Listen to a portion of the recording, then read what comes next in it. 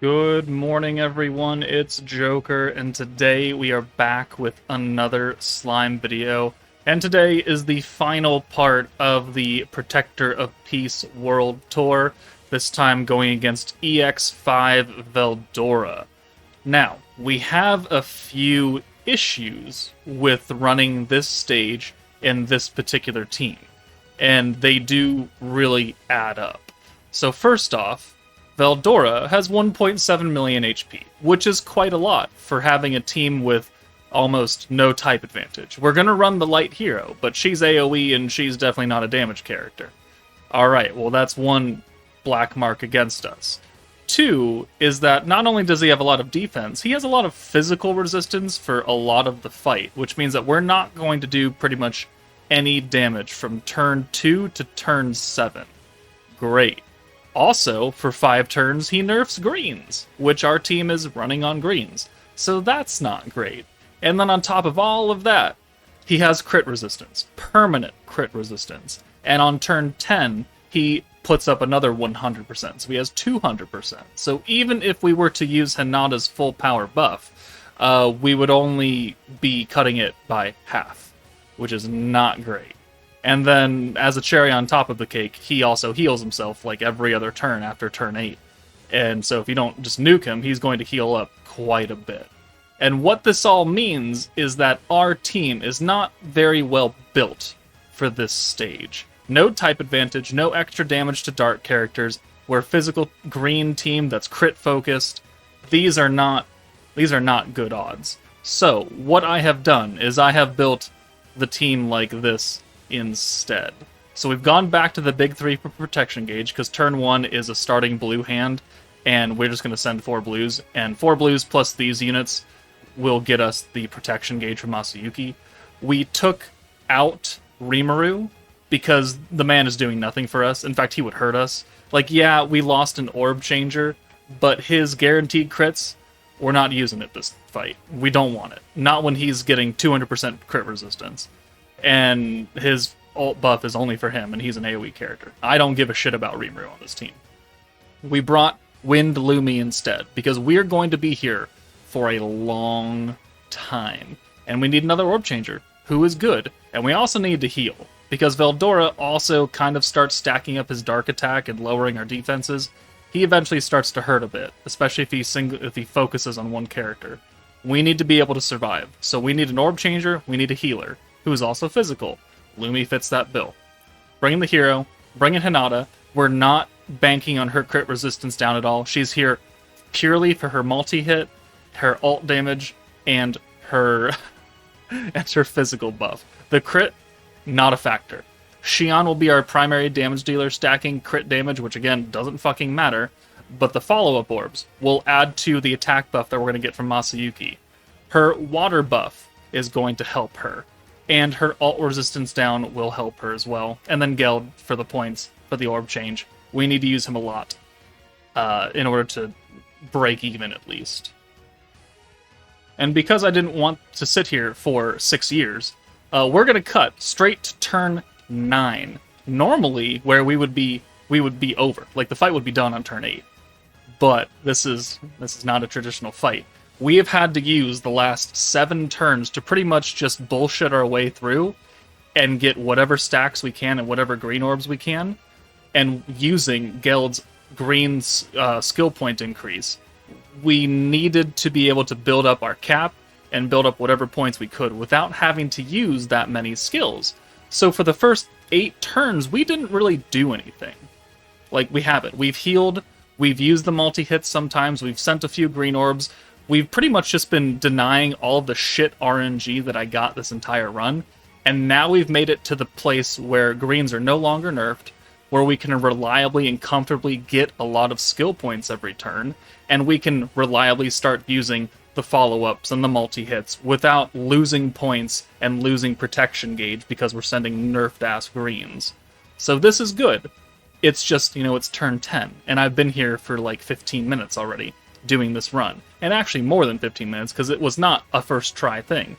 I attempted to use the normal meta team as I had built for the previous videos. That did not work.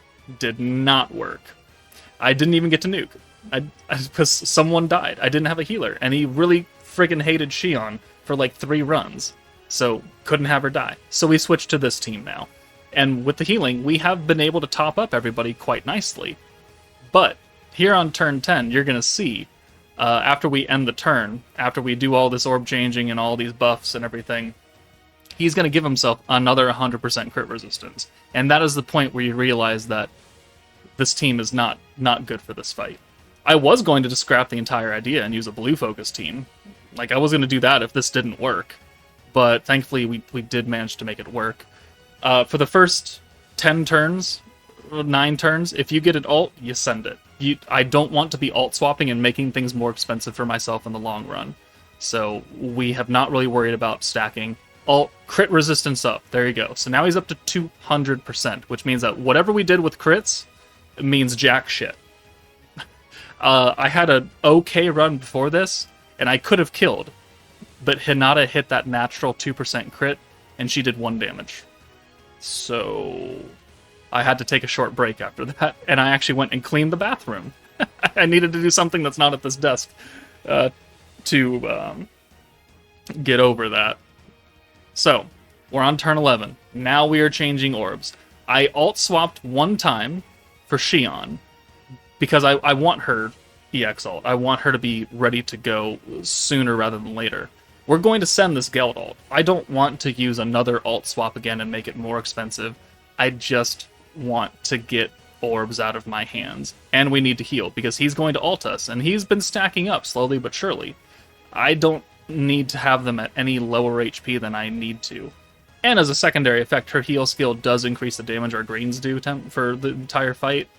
Not super impactful, but if you combine that damage with our attack stacks we've been getting from Masayuki, it does start to kind of add up. Like, we're doing 14k right there. Yeah, for the first 8 turns we were doing 1. So, we've come a long way. But after this, he's going to heal himself, I think. Yeah, 360k right there, and now we're back up to full HP, and we're down a third. That's exactly what this fight is like. And this, I think, this stage really magnifies what I really dislike about this team. You know, not taking into account the fact that the stage is not built for this team, but how it's supposed to run. You have so many skills that you need to use. If you don't have Overlord Shizu, you're in a bad spot. If you don't even have Idol Shuna, you're in a really bad spot. If you have to rely on the masked hero for your singular green or alt to green orb change because there's nobody else in the game that can do it, you're in a bad spot. And you have to juggle that cost. You have to juggle the skill point increase cost from Geld. You have to juggle the orb changes. You have to juggle the multi-hit. You have to juggle the follow-up orbs. There's so many moving parts switching back and forth of frontline to backline. It becomes a hassle. And there is very few chances for you to use everything unless you get the perfect RNG. And even then, like, if we're bringing also Rimuru and we're not bringing Lumi, that's another orb change, another individual stack for Rimuru that doesn't help anybody else. This team is overly selfish, and Masayuki is trying his best to make sure everyone can get reset and everyone can have their fair shot at getting an attack stack, but the attack stacks only take part after the turn ends, which means that any people who you swap to the backline don't get it at all. Like, you could use Masayuki on with them, and then you could swap into the back, and they don't get it. They don't get the attack stacks to the end of the turn, just like Maribel, and it's what a lot of us didn't like about Maribel, because there's no immediate value. You have to leave them in, which means you have to play a specific way. You have to have your turns play out, and it makes things so very janky. And then, even though he's skill resetting, he's resetting the front line, which is pretty standard. Only a few characters reset the back line as well. But it just means that there are going to be times where your skills are going to start costing a lot, because you just simply do not have the ability to juggle every single thing that this team is asking of you. So again, we have swapped away, we've got another Geld ult, and we're going to send it, because I don't fucking want it.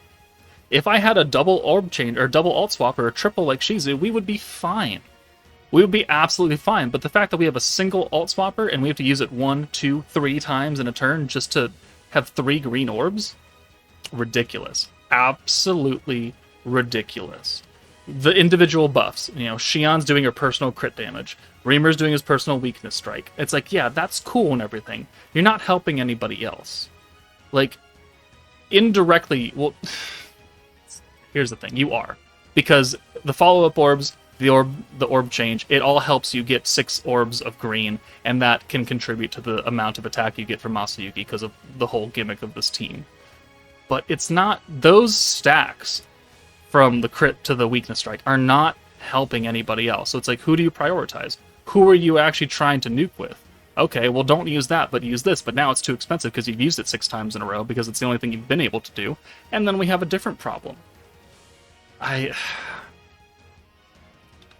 like the Protector and what he's attempting to do.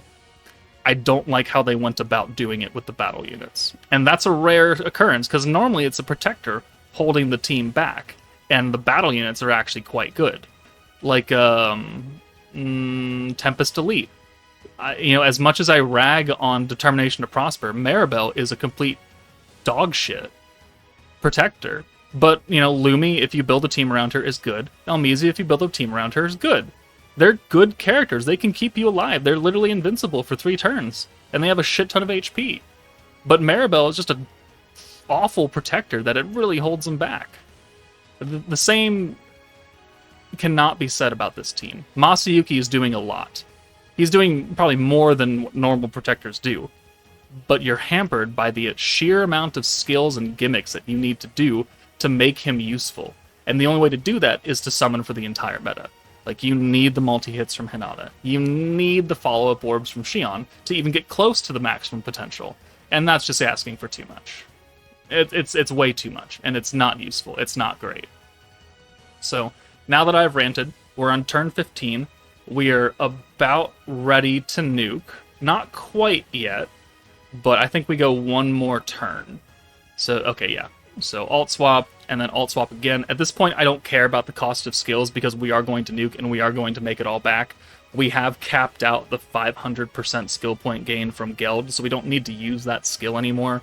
The weakness strike isn't really helping anybody else except the hero, who's not the focus of this team. Let's bring Hinata in for the hero. And then we will use the multi-hit and the last double orb change from Geld. Or we'll use that now, whatever. And then we'll bring Lumi in because she's got an alt. It would probably help our damage more if we didn't put Lumi up, but I don't want to leave this low HP Hinata for her to get 4-shot, and then we lose a big time buff. So we're going to just have to deal with it. So here, let's just go ahead and heal just for funsies to make sure we're capped up, and then we'll send this 500%, 55% attack, 50% damage from the hero skill that we've used now, because we're going to lower their HP as much as possible. So 69, nice. 18, 23k. 26, 37,000, and then our 200% orb. 76. Alright, I mean, that's solid damage. Solid damage. Alright. And here. Now we are ready to go. Turn 16. Let's heal, just for funsies. And then we'll bring everyone in. So we'll bring Hinata in now. We don't care about using 300 skill points in the turn. We just care about using her buff. So let's... Yep, there we go. Let's stop what we're doing there and buff. And then send her away. So the only thing we're getting off of Hinata right now is the 70% physical attack. And now we can bring the hero in. We could use Masayuki to reset, not that it really matters. And then we can use the Shion buff. The other Shion buff, the multi-hit, the orb change, so we have a full hand. So we're going to do a lot of damage here, because we've been stacking for 16 friggin' turns. We're going to turn the animation on too, because I didn't sit here for 3 hours trying to do this, and we're not going to see it. So we'll send the normal orbs, because I want to see how much they do. 30k, 45, 115,000 right there. So then 237, and he's pretty much almost dead. So Shion, who's... I don't think I've ever mentioned him, but her alt looks like a Protector skill. I don't see how this damages the enemy. Like, it's a beautiful sound, even in the anime. It's not, like, grinding on my ears or anything. So, I'm very confused. But sure. And we do 1.45 million after 16 turns. That would not have killed from a full HP. That's why we needed to send those orbs beforehand. Well, I mean, we would have sent them either way, but you get the idea. Like 1.4, he has 1.7 million HP, and for 17 turns we've been stacking, and that's still not enough. It was still not enough to kill. So, yeah, the team is fine. It's very gimmicky, it's very whaley in order to get its maximum potential, which technically isn't even max, and it's just a burden, I think. But, you know, let me know what you guys think after all these videos for the the past month of September. Let me know what your overall thoughts are for the Protector of Peace meta, but that's it for me. Take it easy, guys, and I'll see you all later.